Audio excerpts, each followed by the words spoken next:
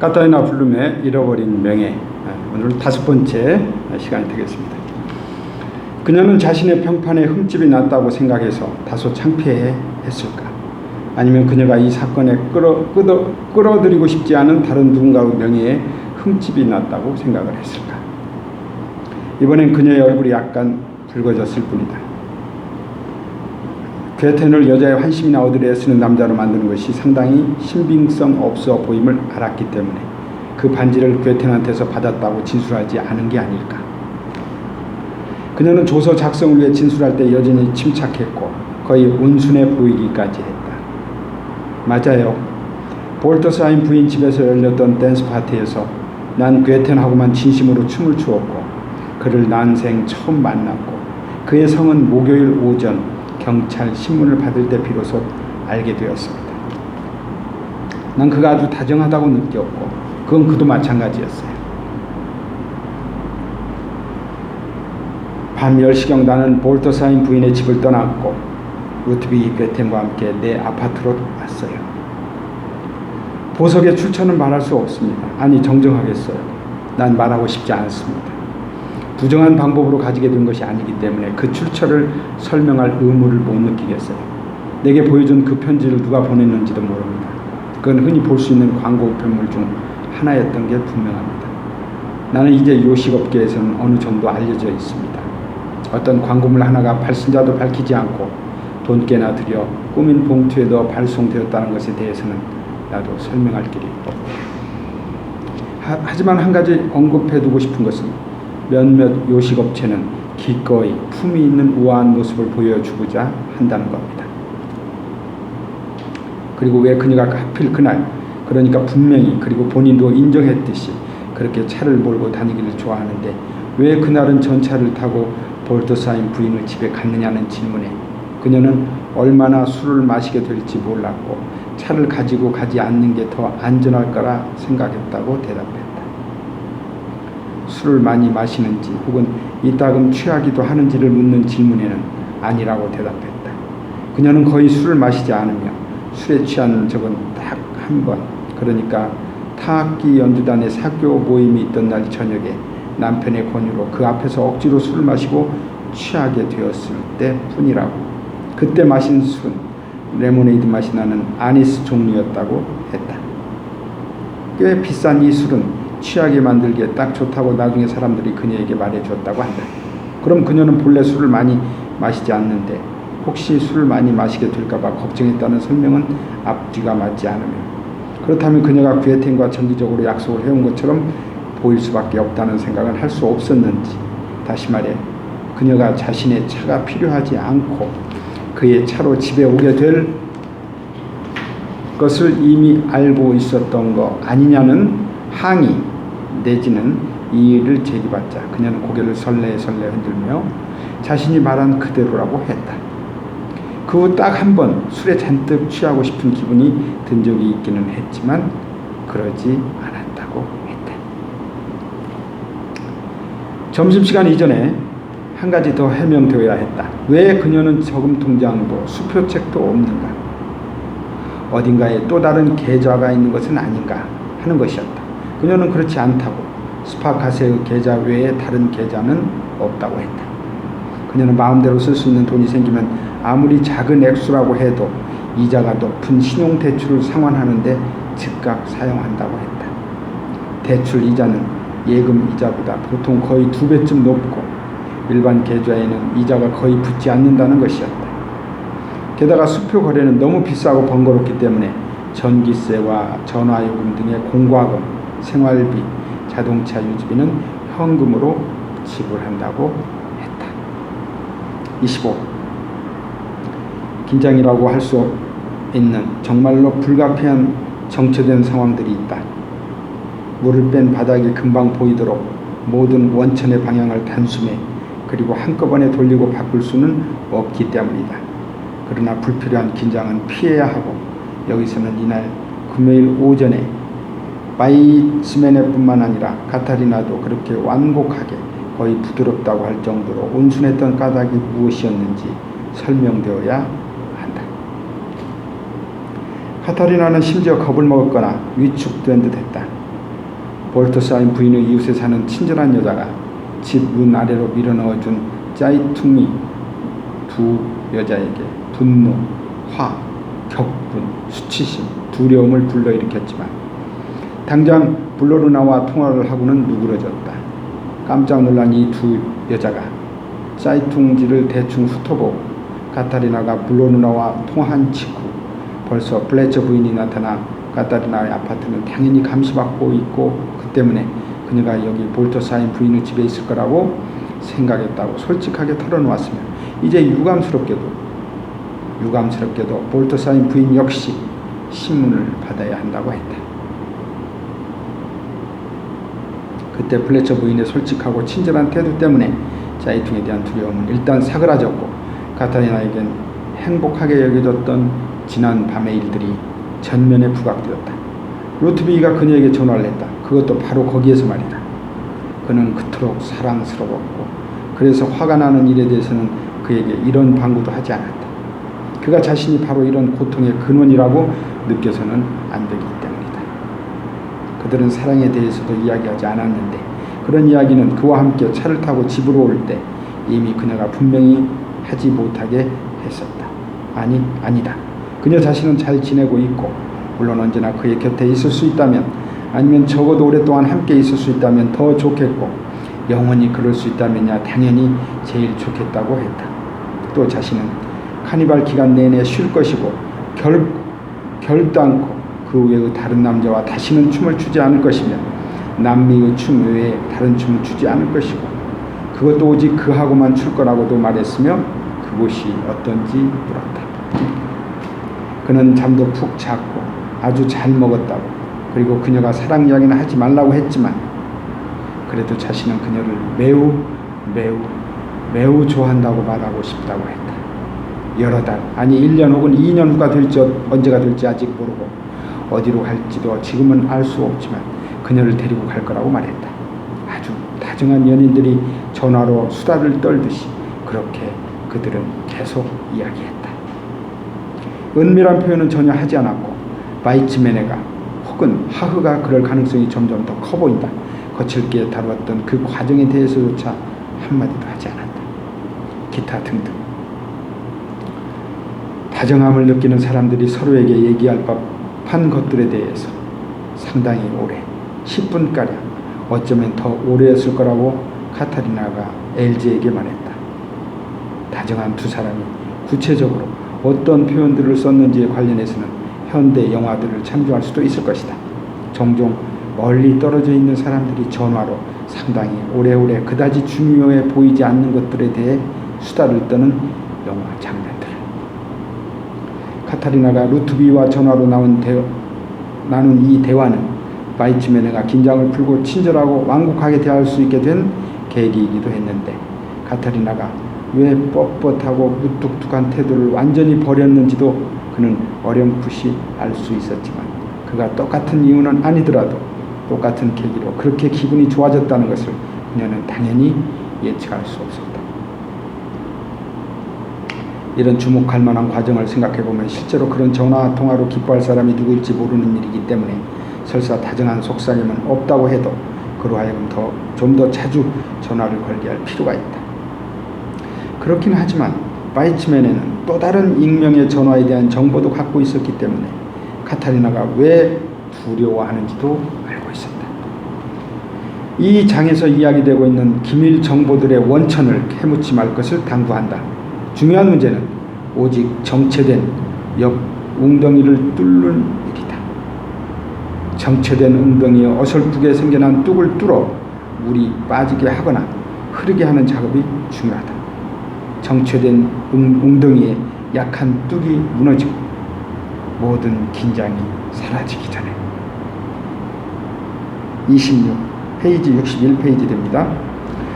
오해가 생기지 않도록 분명히 해둘 점은 카타리나가 아파트에서 몰래 빠져나갈 수 있게 괴텐을 도와준 것은 정말로 처벌받을 만한 짓이었다는 것을 엘제 볼터사임이나 블로르나도 물론 알고 있었다는 사실이다. 그녀 자신도 그의 도주를 도왔을 때 설사 이 경우 진짜 범죄는 아니라 해도 분명 범법 행위임을 이미 알고 있었던 것이 틀림없다. 플래처 여경이 신문을 위해 엘제 볼터사임과 카타리나를 연행하기 바로 직전에 볼터사임 부인이 그녀에게 대놓고 그건 범법 행위였다고 말했다. 블로르나는 바로 가까운 이 기회를 보아 카타리나에게 그녀 행동이 처벌 가능함을 지적해 주었다. 또한 카타리나가 볼터사임 부인에게 괴텐에 대해 했던 말 역시 어느 누구에게도 비밀로 할 수 없는 것이었다. 맙소사, 그는 오기로 예정되어 있는 바로 그 남자였어요. 그와 결혼해서 아이를 가질 수 있다면 좋겠어요. 그가 깜빵에서 나올 때까지 몇 년 동안 기다려야 한다고 해도요. 27 페이지 62페이지입니다. 이로써 카타리나 블룸의 신문은 종결된 것으로 볼 수 있었다. 그녀는 볼터사임 부인의 집 댄스 파티에 참석했던 다른 사람들과 대질할 경우를 위해 대기하기만 하면 되었다. 이제 한 가지 의문이 설명되어야 했다. 이 의문은 바이츠맨의 약속론 내지는 공모론과 관련해 아주 중요한 것이었다. 루티비 괴테는 어떻게 볼터사임 부인의 댄스 파티에 올 수 있었는가?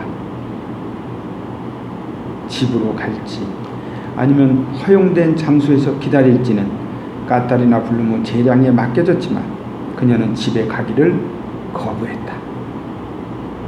자신의 아파트에 이제는 넌들이 안한다고 하면서 차라리 볼터사임 부인의 신문이 끝날 때까지 용의자 구치소에서 기다렸다가 함께 집으로 가겠다고 했다. 이 순간에야 비로소 카타리나는 이틀치 짜이퉁 신문을 핸드백에서 꺼내보고 국가가, 이렇게 그녀는 표현했다. 국가가 이런 오욕으로부터 그녀를 보호해주고 그녀의 잃어버린 명예를 회복시켜주기 위해 할 수 있는 일이 전혀 없는지 물었다.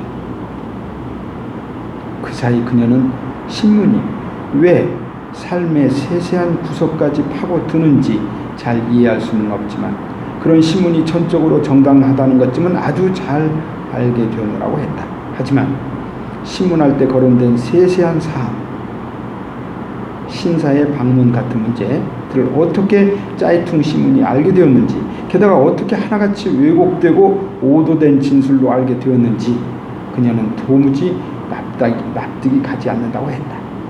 여기에서 하우 검사가 끼어들어 당연히 괴텐 사건에 대한 사회적인 관심이 지대한 터라 언론의 보도가 있을 수밖에 없고 아직 기자회견은 없었지만 카타리나의 도움 때문에 가능했던 괴텐의 도주로 인해 이제 불가피하게도 두려움과 격분을 감출 수 없기 때문인 것 같다고 말했다. 게다가 이제 그녀는 괴텐과의 친분 관계 때문에 시대사적인 인물이 되었으며 이로써 당연히 관심을 가질 권리가 있는 여론의 관심의 대상이 되었다고 했다. 모욕적이고 어쩌면 중상일 수 있는 언론 보도의 세부 사항들에 대해서는 그녀가 개인적으로 소송을 제기할 수도 있으며 수사당국 내부에 허술한 부분이 있다고 밝혀지는 경우에는 당국이 그에 대해 소송을 걸고 그녀의 권리를 위해 도울 거라고도 했다. 그러고 나서 카타리나 블룸은 용의자 구치소로 고송되었다. 감시는 그다지 심하지 않았다. 그저 더 젊은 여경 보조 레나테 춘다흐를 그녀 옆에 있게 했다. 여경 보조는 무장하지 않고 그녀 옆에 머물렀다. 나중에 여경 보조가 보고한 바에 따르면 카타리나 블룸은 2시간 30여 분 동안 이틀치 짜이퉁 신문을 읽는 것 외에는 아무것도 하지 않았다. 차와 빵도 거부했다고 한다. 물론 공격적인 태도가 아닌 거의 친절하게 그러나 무감각한 표정으로 그녀, 그러니까 레나테 춘다흐가 카타리나 블룸의 관심을 다른 데로 돌리려고 유행, 영화, 댄스들에 대한 대화를 시도했지만 그녀는 일체의 대화를 거부했다고 한다. 그러고 나서 그녀는 짜이퉁 신문을 읽기에 완전히 몰두하고 있는 블룸을 돕기 위해 잠시 동료 휘프텐에게 감시를 맡기고 블룸이 연루되어 신문받은 내용, 그녀가 수행했을 법한 역할에 관해 철저히 객관적인 형식으로 보도한 다른 신문들을 문서실에서 가져다 주었다고 한다. 3사면에 실린 짧은 기사에서는 카타리나 블룸의 성과 이름을 전부 밝히지 않고 가정부 카타리나 B 양으로만 언급했다고 한다. 64페이지입니다. 예를 들어 샤우지 신문에는 10줄 정도의 기사가 나왔고 물론 사진도 실리지 않았으며 전혀 결함 없는 사람이 불운하게 사건에 연루되었노라 보도했다고 한다.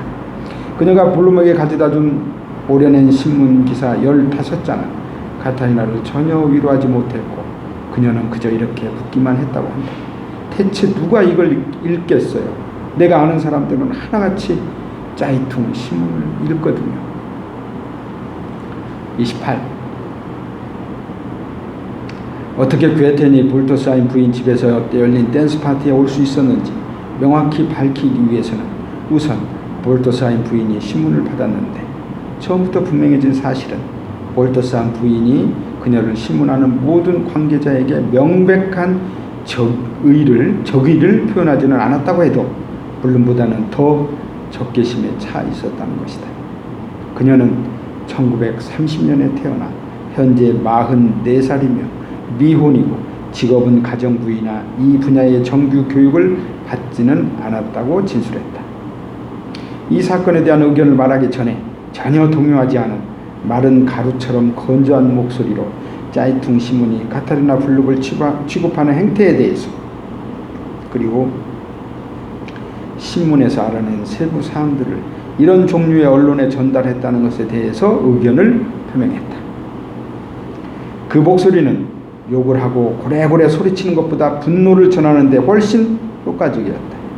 물론 카타리나 블룸이 조사를 받아야 할 입장이라는 것은 그녀도 분명히 알고 있지만 지금 벌어지고 있는 바와 같이 한 젊은이의 삶을 파괴하는 것에 대해서는 책임을 져야 하는 게 아닌지 자문했다고 한다.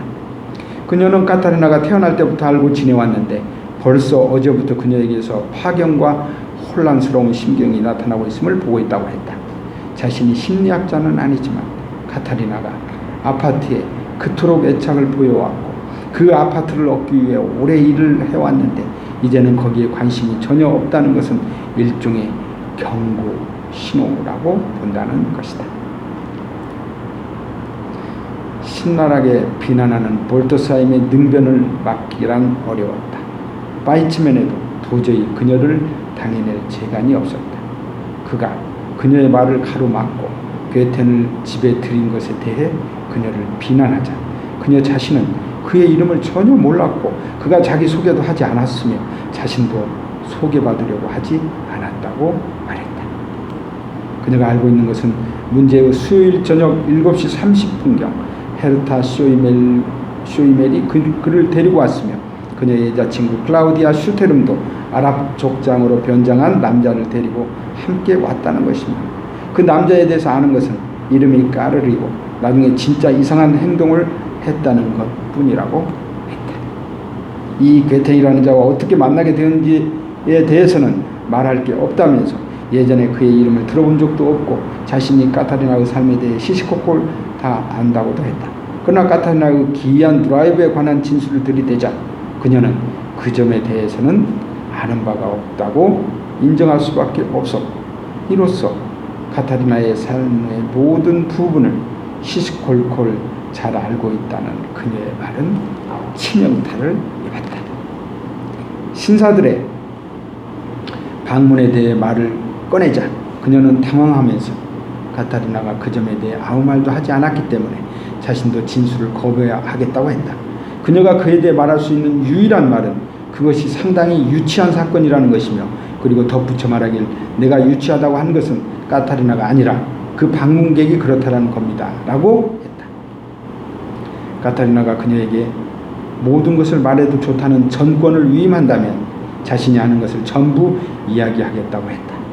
카타리나가 차를 몰고 그 신사한테 갔을 거라는 추측은 말도 안 된다고 했다. 그렇다. 그런 신사가 있기는 하다면서 카타리나가 그에 대해 더 자세히 말하기를 망설인다면 그를 만인의 웃음거리로 만들고 싶지 않아서일 거라고 했다. 아무튼 이 두 경우 괴텐과 신사 방문의 경우 카타리나 블룸의 역할은 전혀 의심의 여지가 없다고 했다. 카타리나는 항상 부지런하고 단정하며 다소 수줍음을 타는, 아니 좀 더 정확하게 말하면 주눅이 든 아가씨였고 어렸을 때는 경건하고 교회에 충실했다고 했다. 그러나 그 후 그녀의 어머니는 그녀도 게멜스브로이 교회에서 청소 일을 했다. 여러 차례 난잡한 행동을 한 것이 발각되었고 심지어 한 번은 성물 보관실에서 성물 간수인과 함께 미사용 포도주 한 병을 마시다가 들통이 났다고 했다. 그 사건으로 방탕한 술판이었느니 하며 한바탕 스캔들이 일어났고 카타리나는 학교 신부님의 홀대를 받았다고 했다. 그렇다. 카타리나의 어머니, 물론 부인은 심리적으로 아주 불안정했고 이따금 알코올 중독 상태에 빠지기도 했다고 말했다. 그러나 언제나 불평만 일삼는 병든 이 남자, 즉 전쟁에서 폐인이 되어 돌아온 카타리나의 아버지를 생각해 봐야 하고, 그리고 화병이 난 어머니와 행실이 나쁘다고 할 수 있는 오빠도 생각해 봐야 한다는 것이다. 67페이지 계속 이어집니다. 볼터사인 부인은 몹시 불행했던 결혼 생활에 대해서도 잘 알고 있다고 했다. 자기는 처음부터 그 결혼을 말렸다고 했다. 브레틀로는 전형적인 아첨꾼으로 그녀는 이런 표현을 사용하는 것에 양해를 구한다고 했다. 일반 관청이든 교회 소속 관청이든 어디서나 설설키며 아부를 늘어놓을 뿐만 아니라 밉살스러운 허풍쟁이라고 했다. 그녀는 카타리나가 이른 나이에 결혼한 것이 끔찍한 가정 환경에서 도피하기 위한 것이었다고 생각하며, 보다시피 카타리나는 가정 환경과 신중하지 못했던 결혼 생활에서 벗어나자마자 바로 모범적으로 자신을 발전시켰다고 말했다. 그녀의 직업적인 자격은 의심의 여지가 없으며 그것을 그녀 볼터사인 부인 구두로뿐만 아니라 필요하다면 서면으로도 확증하고 보증할 수 있고 자신이 수공업 조합의 시험위원으로 있다고 말했다. 사적으로나 공적으로나 손님을 맞이하는 새로운 형식이 점점 더 조직화된 뷔페주의라고 불리는 형태로 유행함으로써 카타리나 블룸처럼 조직, 회계, 그리고 미적인 방면에서까지 최고로 교육받고 수련을 쌓은 여자들에게 기회가 많아졌다고 했다. 그렇긴 하지만 지금 짜이퉁을 상대로 그녀의 명예회복이 이루어지지 못한다면 카타리나의 아파트에 대한 관심은 물론 직업에 대한 관심도 사라질 거라고 했다. 진술이 이 부분에 이르자 볼터사인 부인에게도 논쟁의 여지가 분명한 형태의 저널리즘을 형사적으로 추적하는 일은 경찰이나 검찰청의 소관이 아니라는 사실을 알려주었다. 언론의 자유를 경솔하게 침해해서는 안 되며 개인의 소송도 정당하게 취급되고 불법적인 정보 원천에 대해서는 신원 미상의 인물에 대해 소송이 제기된다는 걸 그녀는 믿어도 좋다고 했다. 68페이지 이어집니다. 여기에서 언론의 자유와 정보의 비밀 보장을 위해 거의 열정적이라 할 만큼 변론을 하며 질 나쁜 사람들과 어울리지도 그런 무리한 모임에 끼지도 않는 자는 언론에도 그를 거칠게 묘사할 빌미를 결코 주지 않는 법임을 단호히 강조한 사람은 바로 젊은 콜텐 검사였다. 그러나 이 모든 것, 즉 괴텐과 아랍 족장으로 변장한 불길한 느낌을 주는 까르레 등장이 눈에 띌 정도로 방만했던 이 사교 모임의 분위기를 설명해 준다고 했다. 그래도 그 점이 그에게는 아직 충분히 설명되지 않았다면서 관련되었거나 관련하고 있는 두 젊은 여자를 신문하면 납득이 갈 만한 설명을 듣게 되리라 예상한다고 말했다. 그녀, 즉 볼터사인 부인은 손님을 선별하는데 전혀 엄격하지 않았다는 비난을 면할 수 없을 거라고 했다. 여기까지입니다.